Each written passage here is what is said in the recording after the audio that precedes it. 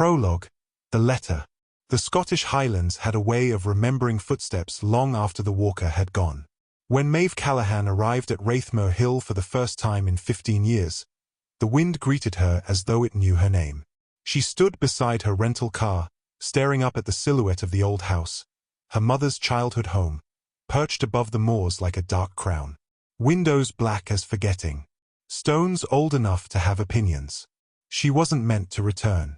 She had promised herself she never would. But then the letter came, written in her late Aunt Isabel's careful, looping script. Maeve, if you receive this, it means I have gone to join the rest of them. You must return to Wraithmoor. You must finish what began with your mother. Maeve folded the letter into her coat pocket as the wind tugged at her hair. Something was waiting for her in that house, and she feared it had been waiting for a very long time. Chapter 1. The House That Watched. Wraithmoor House was 3 stories of weathered stone, slate roof, and ironwork balconies rusted by Highland storms. The front door groaned as Maeve pushed it open. The air smelled of peat smoke, lavender, and something faintly metallic, old keys or old memories. She stepped inside. Everything was exactly as she remembered. The carved banister shaped like intertwining thistles. The tall grandfather clock that had never told the right time. The portraits of stern-faced ancestors lining the staircase. But the house felt attentive, as though it was turning its head toward her. "Hello?" she called softly, though she knew no one was here. Only the house answered, a faint settling of beams, a slow shiver across the floorboards. She set her suitcase down and exhaled. The first night would be the hardest. Chapter 2. Footsteps at dusk. As evening bled into the moors, violet shadows stretched through the windows. Maeve lit a single lamp and wandered through the sitting room. She stopped at an old photograph. Her mother, 19, standing on the moor in a white dress. Her Aunt Isabel beside her. Both smiling. But something caught her eye. Behind them at the ridge of Wraithmoor Hill, a tall, indistinct figure. Blurry. Half-formed. Watching. Maeve squinted. No, she must be imagining it. She turned away. Footsteps sounded upstairs. Slow. Measured. Deliberate. Her pulse quickened. The house was empty. She knew it was empty. Still, the footsteps continued, crossing the upstairs hall, pausing above her, then moving again. Maeve stood very still, listening.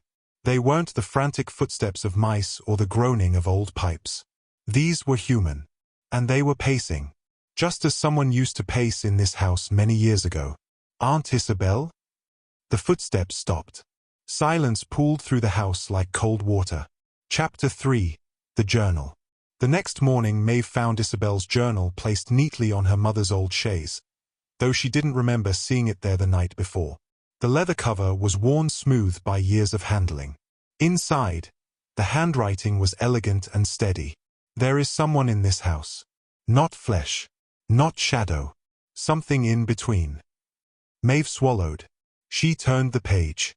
He walked these halls long before our family ever lived here. A watcher. A mourner. A man who could not leave the moor even after death took him. She frowned. A ghost story? Isabel wasn't the fanciful type. More pages. Maeve's mother could hear him. I can hear him. And when Maeve returns, so will he. Maeve closed the journal quickly, breath trembling. The house creaked as though reacting. Chapter 4. The Man on the Moor. Later that day, Maeve hiked to the ridge behind the house, the place where the figure in the photo had stood. Moorland unfolded in every direction. Heather, mist, and a wind that carried whispers rather than sound. Then she saw him, a tall man standing near an ancient stone boundary marker. Back turned. Still as a monument. Maeve froze. "Hello," she called across the moor. The man turned. And wasn't there. Just mist drifting where he stood. Her breath clouded in front of her. Was she imagining things? Or was the moor reaching for her like the house did? She walked toward the old stone. Carved into it were faint, weathered words. "I keep the watch." A cold ribbon of fear slid down her spine. Chapter 5. The Woman Who Disappeared. That night, Maeve read more of her aunt's journal. Our great-grandmother disappeared on Wraithmoor Hill. Her footprints led to the boundary stone and simply stopped. Locals said the Watcher took her, but I believe she went willingly. Maeve closed her eyes. Her great-grandmother, her mother, her aunt. Every woman in her line had been tied to this place somehow. She turned the page. I fear Maeve will be the last to feel his presence. She must understand before she chooses her path. Before she chooses her path. Maeve whispered the words to herself. What path? What choice? And then, footsteps again. But this time, they weren't above her. They were behind her. Slow, soft, measured. Maeve didn't turn around. Not right away. When she finally did, no one was there. Only the lamp flickering faintly, as though someone had just walked past it. Chapter 6. The Revelation. The next dawn was silver and muted. Maeve stood before the house's oldest door, the one to the attic, with trembling hands. Something was up there. She felt it as surely as breath on her neck. The door creaked open. Dust swirled in pale shafts of light. Stacks of old trunks, portraits draped in cloth, and something else. A man's coat hung on a hook. Weathered. Worn through. She touched it. Cold. Damp. As though it had just come in from the moor. Her heart hammered. And then she saw it. A photograph half buried under an old tapestry. She lifted it gently. A man. Tall, solemn, wearing the same coat. Standing beside her great-grandmother, who looked young, radiant, and heartbreakingly alive. Written on the back. Elias. The Watcher of Wraithmoor Hill. 1912. The room spun. He was real. Not a legend. Not folklore. A man who lived, and a man who never left. Chapter 7. The Last Night. At sunset, mist rose thick and restless across the moor. Maeve walked to the boundary stone, journal in hand. The air grew colder with each step. She whispered into the dusk. I know you're there. And he was. The tall figure appeared, barely formed, but unmistakably the man from the photograph. Elias. Maeve's breath shook. Why me? She asked softly. The figure tilted his head. The moor seemed to hush. And a voice, low, hollow, but warm, carried through the air. Because you are the last who remembers. Maeve stepped closer. What do you want?